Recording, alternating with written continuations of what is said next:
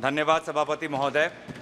मैं आपके समक्ष खड़ा तो हूँ, लेकिन वर्तमान में मेरा मन और मेरा ध्यान असम में हो रही बाढ़ पर है और मैं आशा करूँगा कि यहाँ की सरकार अपनी चिंता व्यक्त करे और असम में अभी तुरंत आज ही एनडीआरएफ की एक टीम भेजे और जल शक्ति के मंत्री भी वहाँ पे जाए, क्योंकि जिस प्रकार से एम्बैंकमेंट चारों तरफ टूट रहे हैं, पानी जिस तरफ से बढ़ रहा है, बहुत ही एक खतरनाक एक वातावरण वहाँ पे है। आप भी बिहार और यूपी में देखते हैं कि कितना बाढ़ के और कटाव से लोगों को कितनी परेशानी होती है और इसीलिए मैं चाहता हूँ कि यहाँ की सरकार असम में होती हुई बाढ़ के प्रति अपनी चिंता व्यक्त करते हुए आज ही एक एनडीआरएफ की टीम भेजे और जल शक्ति मंत्री तुरंत वहाँ पे जाए। मैं शुरुआत में भाजपा के सांसदों और हमारे इंडिया अलायंस के सांसदों और सभी सांसदों को मैं विशेष रूप से अपनी तरफ से शुभकामनाएं देता चाहूँगा कि वो इस चुनाव में जीत के आएँ और विशेष रूप से मैं भाजपा के सांसदों को मैं शुभकामनाएं देना चाहता हूँ, क्योंकि आज इस चुनाव में उनको बहुत कठिनाई का सामना करना पड़ा। इससे पहले दो जो चुनाव हुए, 2024 का चुनाव, 2019 का चुनाव, उन दोनों चुनावों में उन्होंने सिर्फ नरेंद्र मोदी जी के नाम पर वो सत्ता में आए और इस सदन के अंदर आए, लेकिन इस चुनाव में उन्होंने खुद अनुभव किया होगा कि इस बार वोट उनको प्रधानमंत्री नरेंद्र मोदी जी के नाम पर नहीं, अगर आए हैं तो आपके काम और आपके परिश्रम पर आए हैं।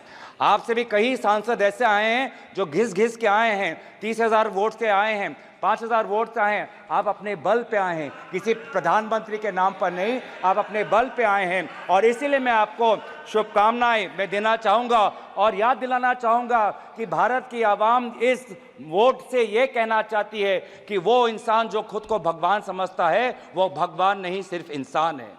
ये संदेश आज देश के जनादेश में हमें दिखाई देता है और मैं धन्यवाद करना चाहूँगा इस देश के आम नागरिकों का, जिन्होंने आज एक प्रधानमंत्री को नहीं, आज देश ने एक मजबूत नेता प्रतिपक्ष को चुना है।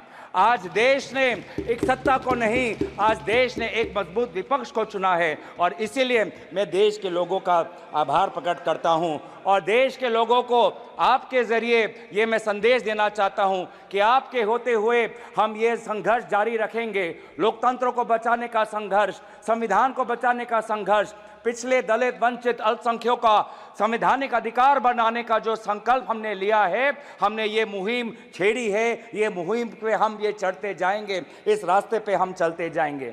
हम आवाज़ बन के रहेंगे उन देशवासियों की जिनकी समस्या ना आज इस सदन में व्यक्त होती है ना अखबारों में व्यक्त होती है।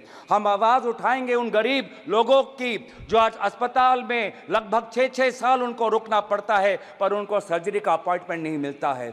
हम आवाज़ उठाएंगे वो सड़क पे सोते हुए युवाओं की, लोगों की, जिन पर एक अमीर बाप का गाड़ी का बेटे का गाड़ी रेंगते हुए उनको मार देता है और फिर वो बेटा बाद में बेल पर निकल जाता है और उन जो लोग जो सड़क पे सोते हैं आज उनके बारे में कोई नहीं सोचता। हम बात उठाएंगे उन छोटे दुकानदारों की जिनका दुकान, सालों का दुकान आज टूट जाता है जब एक मंदिर का विस्तार होता है। हम बात उठाएंगे उन बेरोजगार युवाओं की जो आज वीज़ा भटक के संघर्ष में आज वो कभी पनामा के रूट से अमेरिका में जाते हैं, कभी कनाडा जाते हैं, कभी यूरोप जाते हैं, कभी मिडिल ईस्ट जाते हैं। आज यूपी, हरियाणा, पंजाब, गुजरात का युवा आज उसको देश के अंदर नहीं, अगर रोजगार मिलता है तो विदेश में मिलता है। हम उनकी आवाज़ उठाएंगे। हम आवाज़ उठाएंगे उन बच्चों की जो आज रो रहे हैं, सालों की मेहनत आज उनका व्यर्थ हो गया है जब नीट का ये पेपर लीक हो गया है। हम बात उठाएंगे उन जवानों की जो आज जम्मू में जिनकी आज शहादत हुई है। हम बात उठाएंगे उन ऑनेस्ट टैक्स पेयर्स की जिनका पैसा आज हम देख रहे हैं कि कहीं बिहार पर पुल गिर जाने पर उनका टैक्स पेयर का पैसा व्यर्थ होता है, तो कहीं एयरपोर्ट का टर्मिनल लीक होने पे उनका टैक्स पेयर का पैसा व्यर्थ होता है। पर हमें यह भी पता है कि प्रधानमंत्री मोदी जी अपना रवैया नहीं बदलेंगे। प्रधानमंत्री मोदी जी के पास दो ही अस्त्र है, एक भय है और भ्रम है। भय वो दिखाते हैं इनकम टैक्स, ईडी और सीबीआई के साथ, लेकिन देशवासियों ने इस बार कह दिया है कि हम इनकम टैक्स, ईडी और सीबीआई से डरते नहीं हैं। और दूसरा जो उनका अस्त्र है वो भ्रम का, वो हमने प्रचार में भी देखा, बांसवाड़ा में उन्होंने क्या कहा, बांसकाठा में उन्होंने क्या कहा, और जिस प्रकार से प्रधानमंत्री मोदी जी के भ्रम को देशवासियों ने लोकसभा चुनाव में नकारा, उसी तरीके से आज भी आप राहुल गांधी जी के भाषण पर जो भ्रम फैलाने का कोशिश कर रहे हैं, उस कोशिश को भी देशवासी नकारेंगे। इसीलिए मैं देशवासियों के प्रति मैं आभार प्रकट करता हूं, क्योंकि देश बदल चुका है, सदन बदल चुका है। आज आप देख रहे हैं कि जब विपक्ष अपनी बात उठता है तो प्रधानमंत्री को भी, कैबिनेट को भी अध्यक्ष महोदय से संरक्षण मांगना होता है। मैंने ऐसा नजारा पिछले 10 साल में नहीं देखा कि नेता प्रतिपक्ष बोल रहा है, विपक्ष बोल रहा है और गृह मंत्री उठ के बोल रहे हैं कि हमें संरक्षण दो, हमें संरक्षण दो, हमें संरक्षण दो। ये है ताकत लोकतंत्र की, जहां पे सत्ता पक्ष हो, जहां पे विपक्ष हो। अगर आपके पास सत्ता है, इसका मतलब ये नहीं कि आप सही हो। अगर हम विपक्ष में हैं, इसका मतलब हम गलत है, ये इसका मतलब नहीं है। सत्ता पक्ष विपक्ष लोगों की दो राय रखता है और फिर जनता जनार्दन निर्धारित करती है कि वो किसको राय को स्वीकारता है, चाहे वो सत्ता हो का विपक्ष को। और इसीलिए आज में देश बदल चुका है उत्तर पूर्वांचल से, जहां से आज मणिपुर के 2 सांसद हम जीत के आए हैं। नागालैंड में हम पिछले बार जब कांग्रेस पार्टी जीती थी तो वो 1996 में थी, अब आज दोबारा हम 2024 में जीत के आए हैं। मेघालय में इनके जो टूरा लोकसभा सीट हम जीत के आए हैं, वो पिछला सीट हम 1996-98 में हम जीते थे, आज दोबारा वो टूरा लोकसभा सीट हम जीत के आए हैं। आज एनडीए को उत्तर पूर्वांचल के लोगों ने नकारा है। मणिपुर में दोनों सीट हारे हैं, नागालैंड में 1 सीट हारे हैं, मेघालय में ये दोनों सीट हारे हैं। मैं धन्यवाद करना चाहता हूं आपके द्वारा जोरहाट के लोगों को, जिन्होंने एक मुख्यमंत्री को हराया, और मैं धन्यवाद करना चाहता हूं धुबरी के लोगों को, जिन्होंने एक सांप्रदायिक शक्ति को 10 लाख वोटों से हराकर एक संदेश दिया है कि चाहे वो अल्पसंख्यक हो, लेकिन कोई भी व्यक्ति अपने आप को धार्मिक गुरु भी कहता हो, लेकिन धर्म के नाम पर अगर समाज को बांटता है तो प्रजा उसके साथ नहीं होगी। तो मैं धन्यवाद करना चाहूंगा। और ये बदलाव लाने के लिए वे सारे जो समाज के विभिन्न वर्ग हैं, मैं सभी का आभार प्रकट करता हूं। वे हजारों लोग जो राहुल गांधी जी के साथ भारत जोड़ो न्याय यात्रा पे चले, मैं उनका धन्यवाद करना चाहता हूं। मैं उन पत्रकारों का धन्यवाद करना चाहता हूं जिन्होंने निष्पक्षता से अपने पत्रकारी का जो उन्होंने जिम्मेवार उन्होंने उठाया। आज एक संदेश गया उन पत्रकारों को जिनको हौले हौले प्रधानमंत्री मोदी जी से प्यार है। एक संदेश गया उन पत्रकारों को जो कहते हैं कि ये तो सिर्फ फॉर्मेलिटी है, कि अपनी पत्रकारिता पर ध्यान दे, नहीं तो लोग आपको देखना बंद कर देंगे।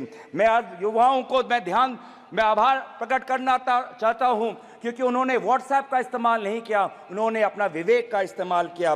मैं उन सनातन धर्मों को मानने वाले लोगों का मैं आभार प्रकट करता हूं, जिन्होंने आज नफरत और हिंसा पर नहीं, लेकिन धर्म जो हमें सिखाता है इंसानियत, चाहे हिंदू हो, चाहे मुस्लिम हो, चाहे ईसाई हो, चाहे सिख हो, हर धर्म हमें सिखाता है कि हम एक अच्छा इंसान बने, इंसानियत के आदर्शों को हमें सिखाता है, समाज एक आदर्श बने वो हमें सिखाता है।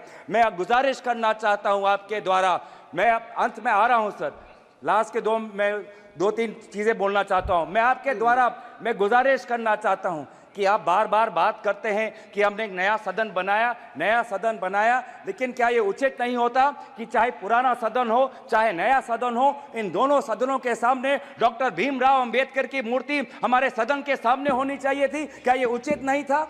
क्या यह उचित नहीं था कि चाहे नया सदन हो?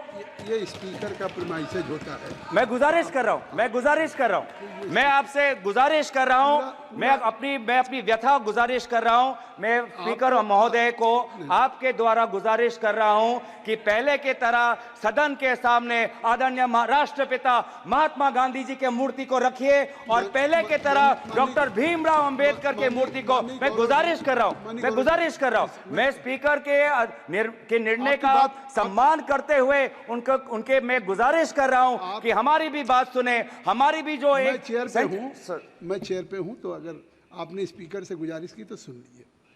आपने कहा कि बाबा भीमराव अंबेडकर की एक मूर्ति यहाँ जो स्थापित होनी चाहिए। आपको भी निमंत्रण गया होगा। इस पार्लियामेंट में पहली बार सारे महापुरुषों का, बाबा भीमराव अंबेडकर से लेकर के महाराणा प्रताप से लेकर के एक बड़ी वीथिका बनाई गई है उसी संविधान भवन के साथ। और जिसका उद्घाटन हुआ पिछले दिनों, शायद आप जाएंगे तो आपको लगेगा कि एक पार्लियामेंट के अंदर एक ऐसी चीज़ हो गई कि कोई भी बाहर का डेलीगेशंस या हमारे खुद मेंबर ऑफ पार्लियामेंट या बाहर के लोग आएंगे तो उनको इस संविधान भवन, इस पार्लियामेंट के साथ साथ अपने देश के महापुरुषों को एक साथ सारी प्रतिमाओं को ढंग से रख करके पार्क बनाया गया है। धन्यवाद। अध्यक्ष, सभापति महोदय, मैं बस गुजारिश कर रहा हूं, आप हमारी भी बात रखने, आप सुनिए कि सदन के सामने अगर प्रेरणा स्थल बनाना भी हो तो सदन के सामने जहां पे उनका स्थान है, जहां पे उनके इतने सालों से जब डॉक्टर भीमराव अंबेडकर के मूर्ति को स्थापन करने के लिए एक पूरे देश में एक आंदोलन हुआ था, उस स्थान को एक वजह के से चुना गया था कि वो सदन के सामने हो। क्या ये उचित नहीं है? क्या ये हमारे गरिमा के अनुसार नहीं होना चाहिए कि सदन के सामने जिस हमारे भारतीय संविधान के निर्माता डॉक्टर भीमराव अंबेडकर और महात्मा गांधी जी हमारे सदन के सामने हो? तो मैं दोबारा आपसे गुजारिश करता हूं, हाथ जोड़ के मैं विनम्र आपसे अनुरोध करता हूं कि आप ये दोनों महापुरुषों के मूर्तियों को आप सदन में रखें और अंत में समाप्त करें।